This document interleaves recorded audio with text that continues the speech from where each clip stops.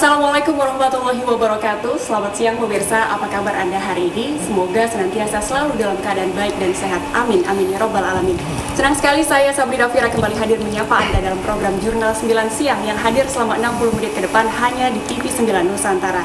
Di kesempatan kali ini kita akan membahas topik terkait pajak untuk pemberdayaan UMKM. Nah, ini masih hangat dalam suasana kemerdekaan begitu ya. Banyak hal-hal atau target-target yang ingin dicapai untuk merdeka. Salah satunya adalah merdeka secara finansial maupun ekonomi. Nah, ini menjadi relate dan penting dengan topik kita pada hari ini, yaitu pajak untuk pemberdayaan UMKM. Mengingat UMKM ini merupakan tulang punggung atau penyokong ekonomi negara. Pemerintah pun gencar untuk membuat UMKM ini bisa naik kelas. Namun di lain sisi banyak tantangan dan juga hal-hal yang harus dihadapi begitu ya.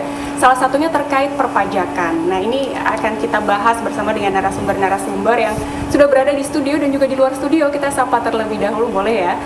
Selamat datang kepada Bapak Sugeng Pamilu Karyawan selaku Kabid P2 Humas Kanwil DJP Jawa Timur 1. Selamat siang, Pak Sugeng. Selamat siang. Matur nuwun rawuhnya, Pak. Terima kasih atas undangannya. Baik, luar biasa.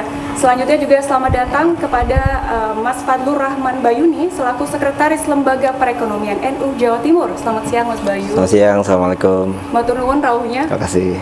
Selanjutnya juga selamat datang kepada Mas Ahmad Yunus selaku selaku perwakilan dari Badan Usaha milik Ansor Jawa Timur. Assalamualaikum, Mbak. Waalaikumsalam. Terima kasih Mas Bayu atas kehadirannya begitu ya. Sama-sama. Mas Yunus maksud saya. Selanjutnya juga sudah bergabung di luar studio ada Kiai Haji Nur Sodik Askandar atau yang biasa dipanggil Gus Sodik. Ini merupakan Wakil Ketua PWNU Jawa Timur. Assalamualaikum Gus Sodik. Baik, terima kasih untuk rawuhnya dan kita akan mengawali pembahasan tema kita hari ini bersama dengan Pak Sugeng terlebih dahulu. Siap. Pak Sugeng, yang ingin saya tanyakan, seberapa besar begitu kontribusi UMKM terhadap penerimaan pajak negara? Oke. Terima kasih atas pertanyaannya ya. Baik, Pak Sugeng. Jadi kita tahu tadi seperti sudah disampaikan Mbak Sabrina bahwa UMKM itu tulang punggung ekonomi negara. Betul. Tetapi kalau dari sisi pajak memang kami memberikan beberapa fasilitas. Misalnya kalau omsetnya di bawah 500 juta tidak kita kenain pajak. Kalau omsetnya di atas 500 juta sampai 4,8 setahun, 4,8 miliar setahun, itu hanya dikenain pajak 0,5% dari omset. Oke. Kemudian kalau untuk omsetnya di atas 4,8 sampai 50 miliar, itu cuma dikenain pajak separuhnya dari tarif yang berlaku. Jadi kalau dari sisi penerimaan kami tidak konsen ke UMKM, tapi kita lebih ke pemberdayaan, kita lebih ke menginginkan UMKM itu naik kelas, biar pajaknya gede kira-kira. Karena doa orang pajak itu pengusaha atau wajib pajak itu semakin maju usahanya, biar pajaknya semakin gede. Apakah itu bisa disebut sebagai benefit dan kemudian dari pajak itu sendiri untuk UMKM gitu Pak? Ya, dari Direktorat Jenderal Pajak terutama atau dengan Kementerian Keuangan pada umumnya, selain tarif-tarif tadi sesuai Undang-Undang Cipta Kerja dengan PMK dan sebagainya, itu kami juga ada namanya program. Semua kantor di unit di Kementerian Keuangan kita diwajibkan membuat namanya Business Development Service kepada UMKM, yaitu kita melakukan pendampingan kepada UMKM setiap kantor setahun sekali minimal. Itu bagaimana UMKM itu melaksanakan usahanya. Kita yang akan memfasilitasi, kita berikan narasumber yang sesuai dengan usahanya. Kita melakukan pendampingan bagaimana sih mencatat dulu usahanya gitu. Bukan soal laporan pajaknya urusannya nanti gitu. Yang penting mereka bisa berkembang lebih baik lagi. Kita lanjut. Artinya di sini Direktorat Jenderal Pajak kemudian yang ada di sini adalah KPP Pratama yang kemudian diwakilkan kepada Bapak gitu, bahwa di sini fungsi perpajakannya sendiri malah bukan untuk ditarik tapi kemudian dibersamai gitu ya, untuk memperoleh hasil yang kemudian diharapkan. Iya, kira-kira seperti itu sehingga omsetnya sesuai dengan yang bisa kita pajaki. Oke. Jadi naik gitu ya. Kira-kira Nah kemudian seperti itu. kalau melihat tumbuh kembang dari UMKM yang ada di Surabaya atau Jawa Timur atau di Indonesia seperti sekarang ini, bagaimana kemudian yang Bapak lihat begitu? Sebetulnya yang kita harapkan kan adalah UMKM naik kelas. Tadi dari 500 menjadi di atas 500 sampai 4,8, kemudian di atas sampai 4,8 dan segala macam. Itu harapan kami. Memang secara jumlah UMKM itu semakin banyak. Tetapi kalau dari sisi pajak tetap tadi itu kita cari duitnya lebih fokus ke yang gede-gede aja lah, kira-kira seperti itu. Tapi UMKM tetap kami bersamai, kami akan melakukan pendampingan baik dari sisi usaha maupun pencatatan. Salah satu kelemahan UMKM di Indonesia atau di Surabaya pada khususnya adalah soal pencatatan. Pencatatan ini lebih sebetulnya karena disiplin aja sih, memisahkan mana usaha, mana pribadi. Nah ini yang itu pengalaman kami melihatnya seperti itu. Tapi semakin kesini dengan generasi milenial yang melakukan usaha sekarang saya lihat itu sudah mulai tertata. Sebenarnya kalau untuk masyarakat dan juga para pelaku usaha itu bukan tidak taat pajak begitu ya Pak, mereka lebih tidak mengetahui kemudian regulasinya itu seperti apa. Nah, mungkin Pak Sugeng mungkin bisa memaparkan begitu kebijakan-kebijakan seperti apa yang kemudian mendukung UMKM ini begitu Pak Sugeng. Khusus untuk kita tadi ada pendampingan usaha, kedua kita pendampingan dalam pelaksanaan kewajiban perpajakan. Kalau sudah melewati threshold itu, kita pendampingan, kita kerjasama dengan IKPI, kita tiap bulan satu kecamatan. Nah, kalau di Surabaya, kalau kami kan Jawa Timur 1 itu wilayah kerja kami cuma satu kota madya. Jadi tiap bulan kita keliling kecamatan dengan IKPI untuk memberikan pendampingan baik usaha maupun pelaporan. Kalau memang sudah melewati thresholdnya 500 juta tadi, kalau belum ya kita cariin aja. Gitu. Baik, sebenarnya kemudahan apa saja yang kemudian sudah diberikan oleh sistem perpajakan yang ada untuk para pelaku usaha begitu? Kita juga kalau di Surabaya kita memberikan tempat untuk mereka jualan seminggu sekali. Karena tempatnya terbatas, silakan mendaftar dulu gitu sebelum itu. Dan di momen-momen tertentu itu juga kita memberikan kesempatan, misalnya kita mengadakan ada rapat, ada apa, konsumsi dari mereka, souvenir atau apa. Itu upaya-upaya yang kami lakukan. Karena ini perintah semua Kementerian Keuangan, dinas di Kementerian Keuangan, ada kantor pajak, ada bea cukai, ada anggaran, ada kantor lelang, kita melakukan pengawasan. Baik, saya beralih ke Mas Yunus terlebih dahulu ya. Mas Yunus ini kan bersentuhan langsung begitu ya dengan para pelaku usaha. Lantas kalau melihat topik kita kan adalah pajak untuk pemberdayaan UMKM. Namun kita boleh jeda terlebih dahulu ya Mas Yunus. Kita akan lanjutkan di segmen kedua. Jurnal 9 Siang segera kembali pemirsa.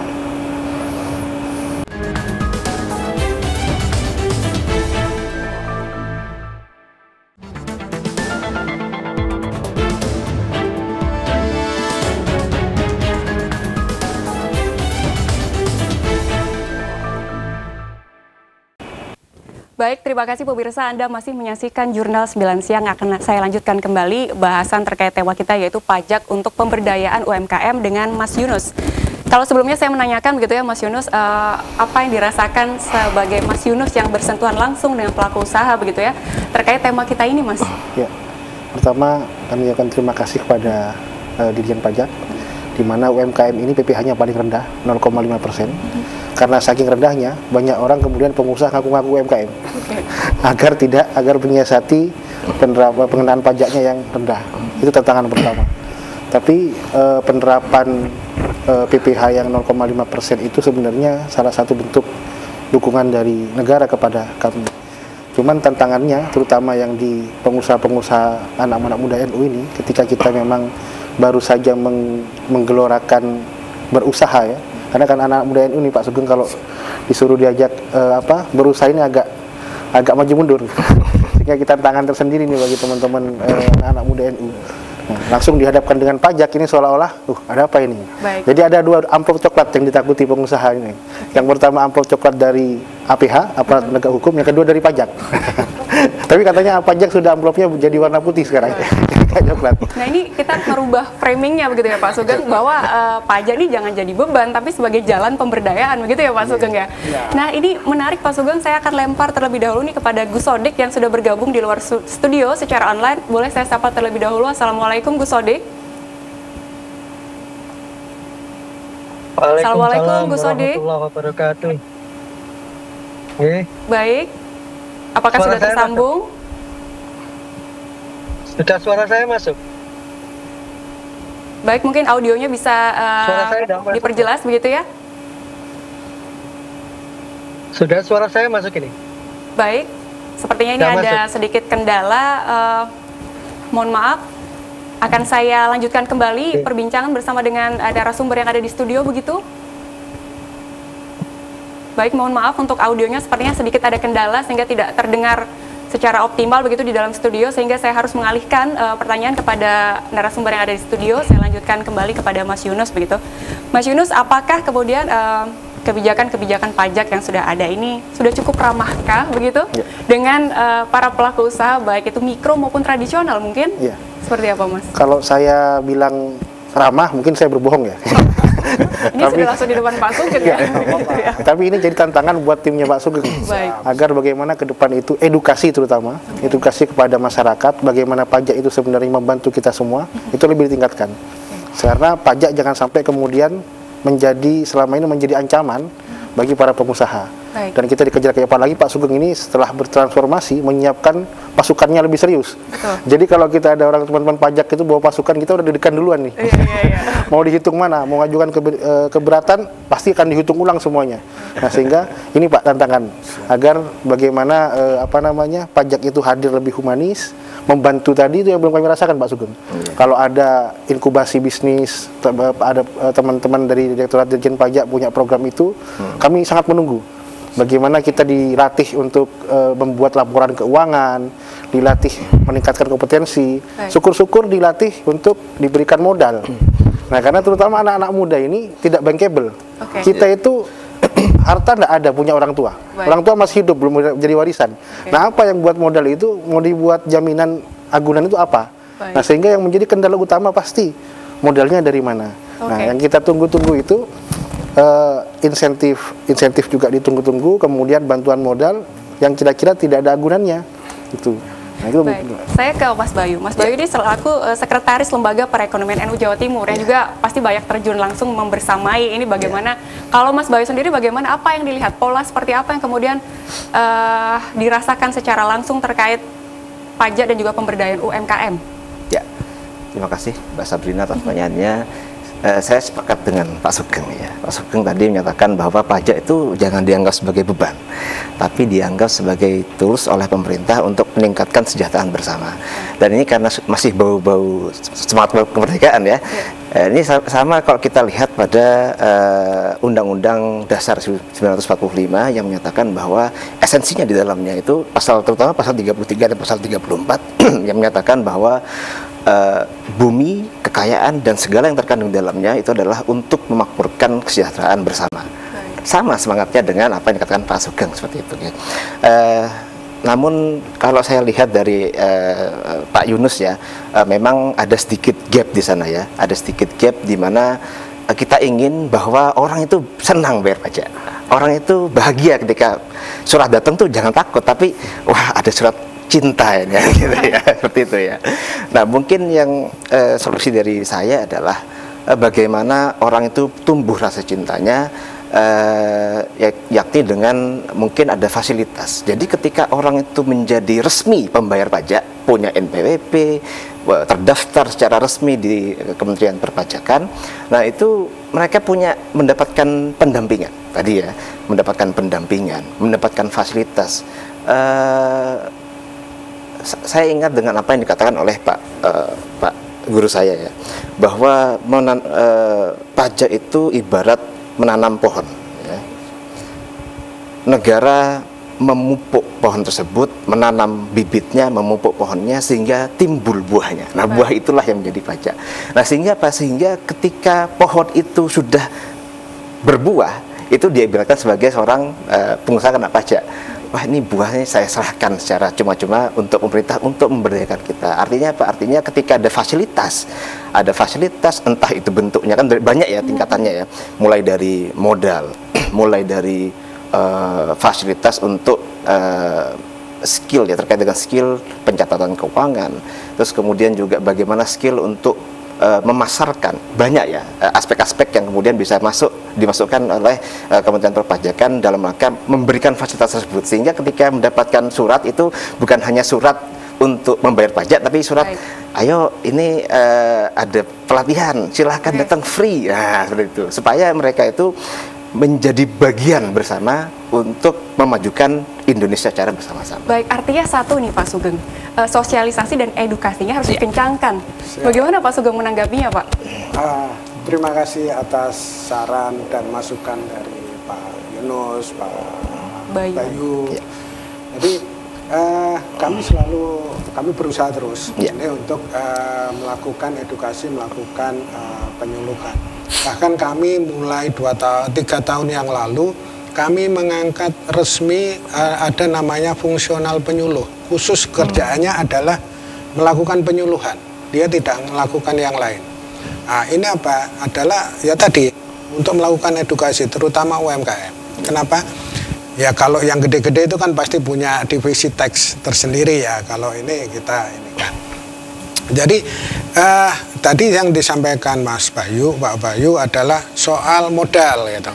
Kita harus ingat bahwa KUR itu kan bunganya rendah ya. Sekarang itu kalau nggak salah sekitar 5-6%. Padahal kalau normal itu sekitar 10-11. Jadi selisihnya itu ditanggung oleh negara, disubsidi oleh negara. Subsidi negara itu dari mana? Ya dari pajak yang kita kumpulkan. Jadi sebetulnya dari sisi modal sebetulnya sudah ada dari KUR. Kita pendampingan untuk BDS itu kami yang tadi yang saya sampaikan, Business Development Service itu untuk itu. Memang kami akuin bahwa edukasi kami itu masih belum optimal ya, belum optimal. Tapi kita selalu berusaha untuk melakukan hal-hal acara seperti ini adalah salah satu upaya kami untuk melakukan edukasi kepada wajib pajak, mengenalkan jangan takutlah. Kemudian kami juga untuk UMKM, kita tahu UMKM, karakter UMKM itu usahanya dilakukan sendiri atau paling benar sama keluarga. Makanya kita digitalisasi sehingga wajib pajak itu tidak harus datang ke kantor, sehingga mereka bisa lapor lewat internet, lewat apa, sehingga lewat nongkrong di warung kopi pun ada wifi gratis bisa lapor. Kenapa? Karena untuk mengurangi biar mereka tidak waktunya untuk jualan misalnya, kalau ditinggal kan nggak jualan nanti. Ini upaya kami memahami karakter UMKM seperti itu. Baik. Artinya ada inovasi digital yang kemudian bisa diakses oleh para pelaku usaha begitu ya, untuk mempermudah mereka mengakses segala edukasi atau literasi yang ada terkait perpajakan begitu ya. Ini semakin menarik, namun kita harus jeda terlebih dahulu ya. Kita kembali sesaat lagi hanya di Jurnal 9 Siang.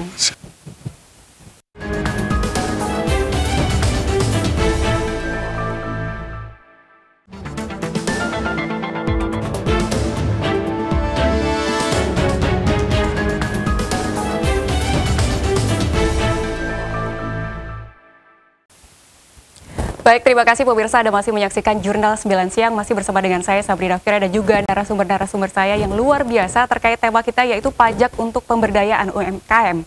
Saya akan lanjutkan kembali bersama Pak Sugeng di sini. Pak Sugeng, sebenarnya kalau melihat dari apa yang disampaikan Mas Bayu dan Mas Yunus itu ada kekhawatiran, ada keraguan itu berangkat dari kemudian minimnya sosialisasi atau literasi kemudian yang ada begitu ya.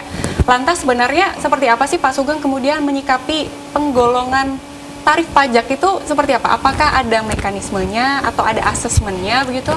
Jadi gini, pertama kan wajib pajak itu mendaftar dulu ya. Baik. Mendaftar dulu, nanti kan kelihatan usahanya apa yang dia laporkan. Nah, meskipun dia nanti kan dia melaporkan nih, oh omset saya setahun ini berapa nih? Oh di bawah, misalnya 400 juta, dia nggak bayar pajak, nggak perlu bayar. Nanti kalau dia, oh omset saya di atas 500 sebulan, setahun ya, itu baru bayar 0,5%. Nah, itu kita ngawasinya dari situ. Dan di tiap wajib pajak yang mendaftar di kami, itu kami sediakan namanya account representatif. Itu berdasarkannya wilayah.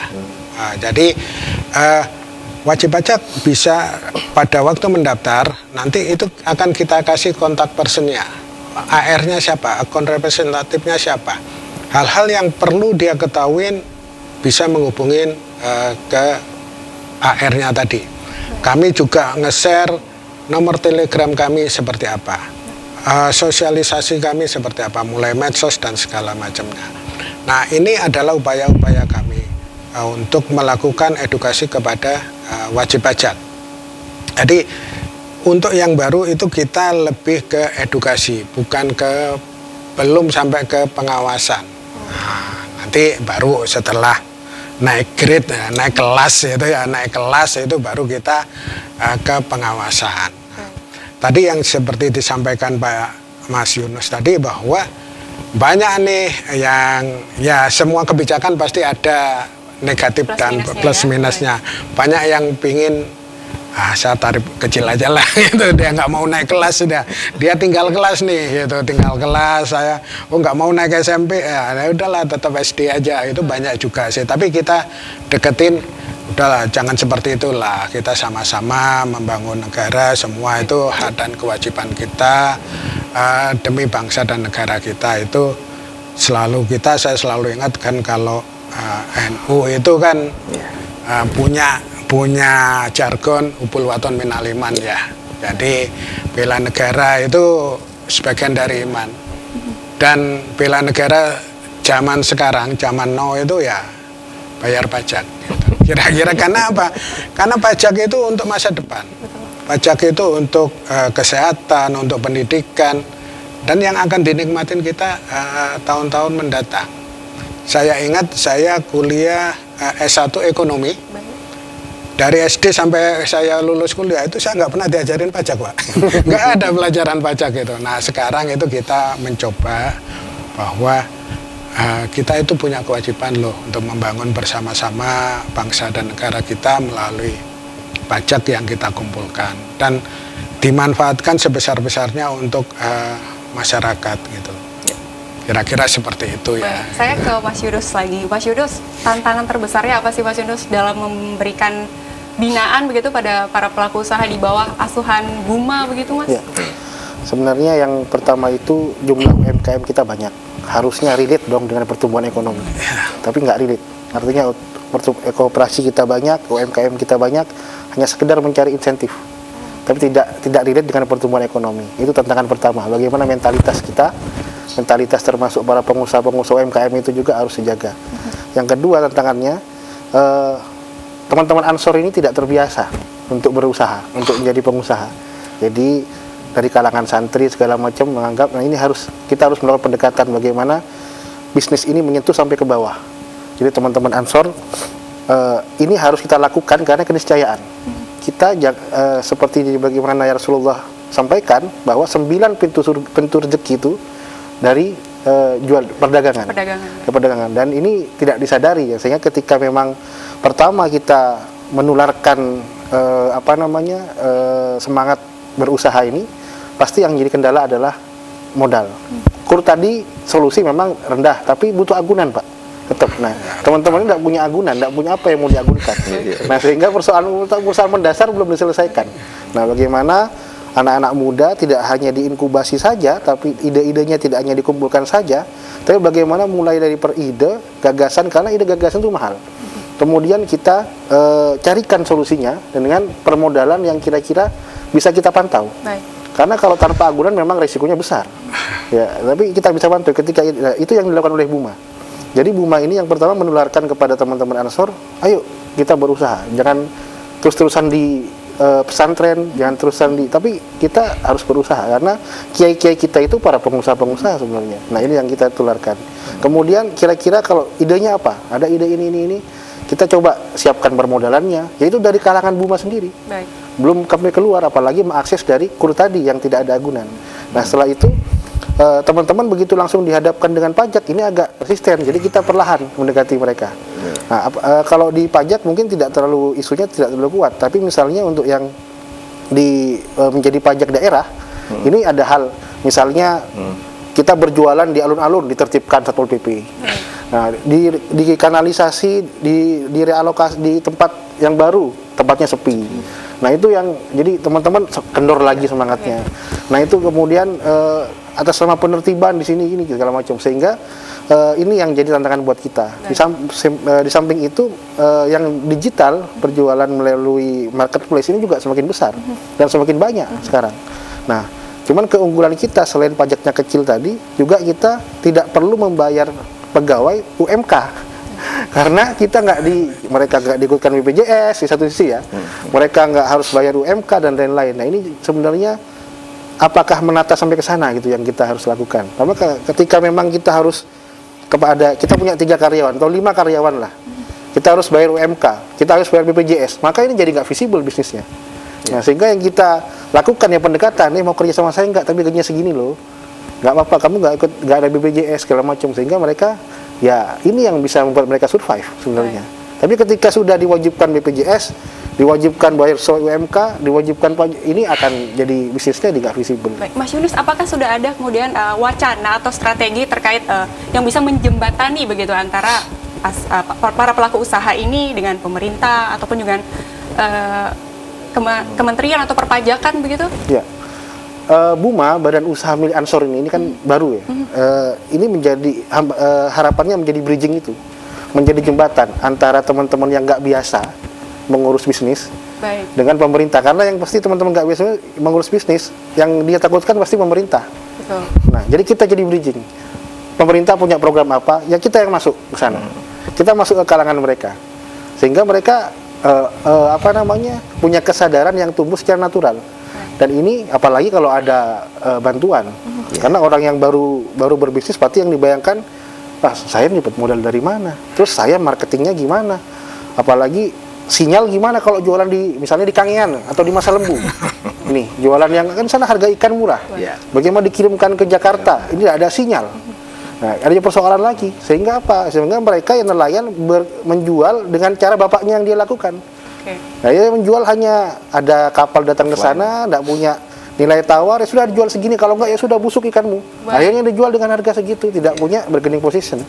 Nah, ini yang harus ditingkatkan pemerintah, sinyal itu benar-benar harus merata, sehingga kita punya akses anak-anak muda ini menjadi nelayan tidak seperti ayahnya dulu atau kakeknya dulu, tapi dengan cara-cara yang terbaru, menyeimbangkan dengan korteksnya yang sedang disiapkan oleh Pak Sugeng.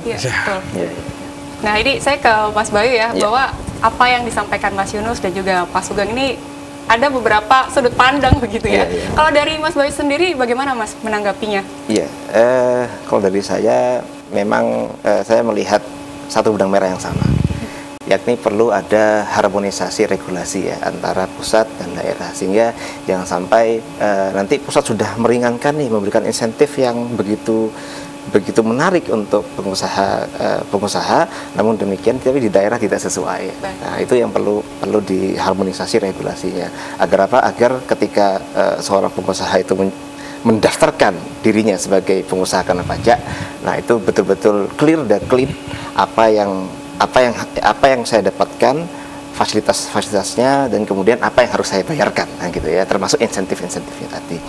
Dan yang kedua, kembali ya, saya rasa perlu ada insentif yang sangat sangat terstruktur ya bagi pengusaha agar mereka itu bisa menilai dirinya sendiri. Ketika saya memulai berusaha, oh saya dapat ini loh A, B, C dari pemerintah. Nah nanti kalau saya sudah naik kelas, saya dapat lebih baik lagi ya. Sehingga nanti kelihatan itu strukturnya itu bahwa ketika saya daftar menjadi pengusaha kena pajak, itu saya mendapatkan insentif dari pemerintah, dan atas insentif tersebut saya akan membayar pajak untuk kemajuan negara dan bangsa. Baik, kita tahan dulu ya Mas Bayu. Ini semakin menarik ya Pak Sugeng. Namun kita harus jeda terlebih dahulu, sesaat lagi hanya di Jurnal 9 Siang.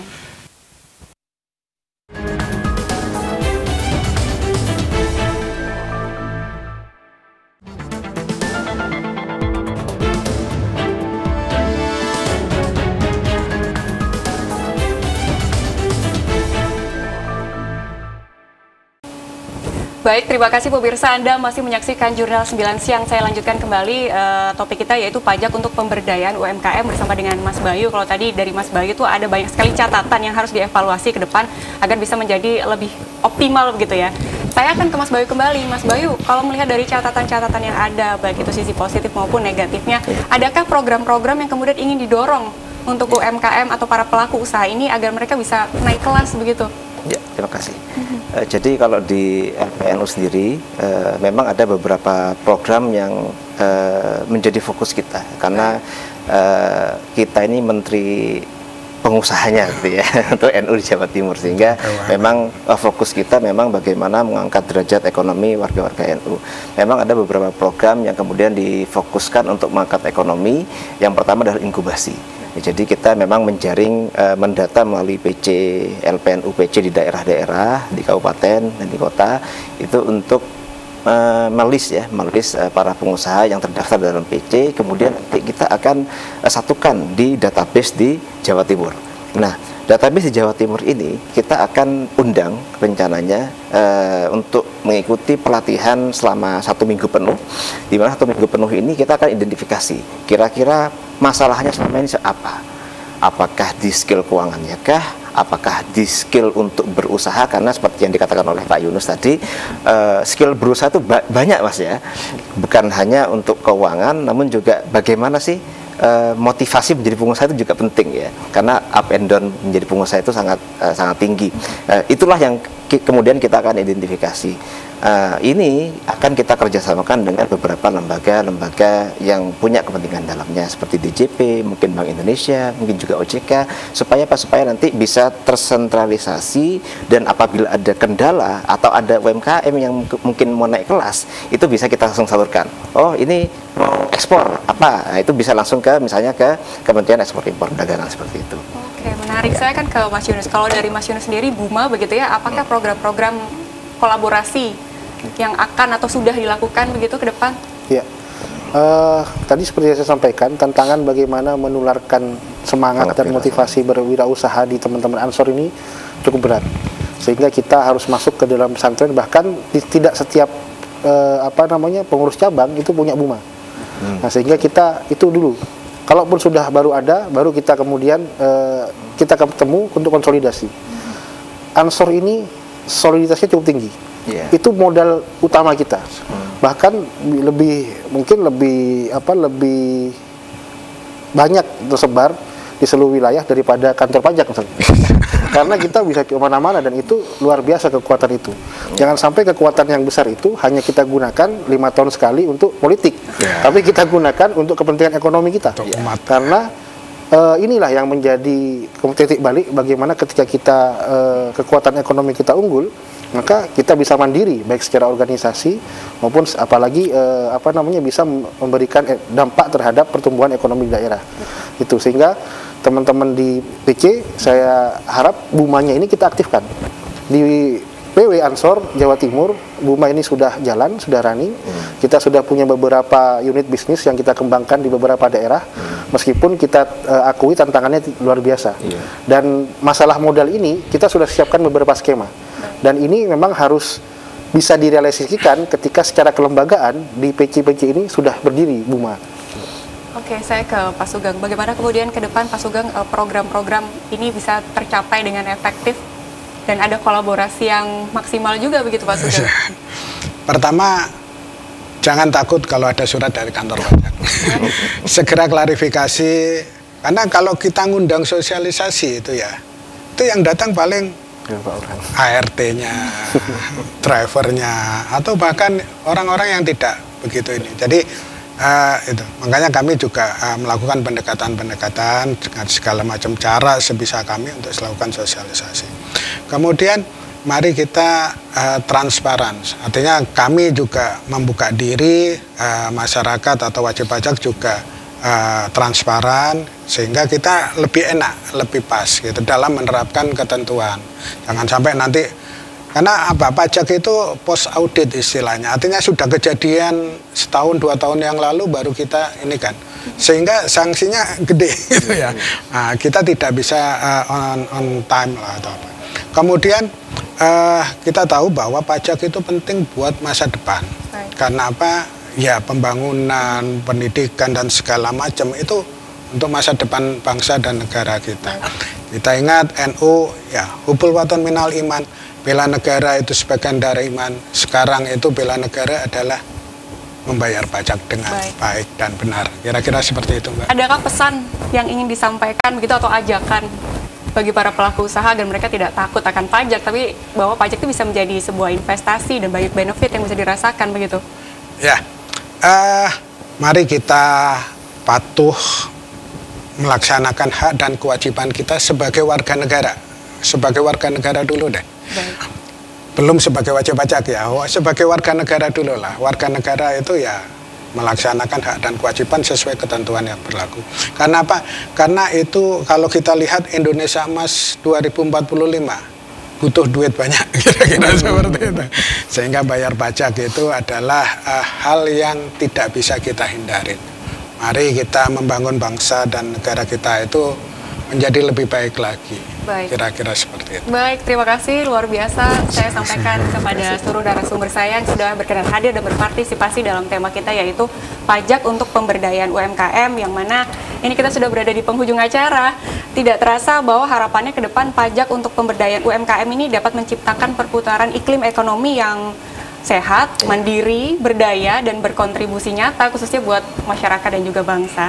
Akhir kata pemirsa, saya Sabrina Fira mewakili seluruh kru yang bertugas undur diri dari hadapan Anda. Terima kasih atas perhatiannya. Wallahul muwafiq ila aqwamit thoriq. Wassalamualaikum warahmatullahi wabarakatuh. Waalaikumsalam warahmatullahi wabarakatuh.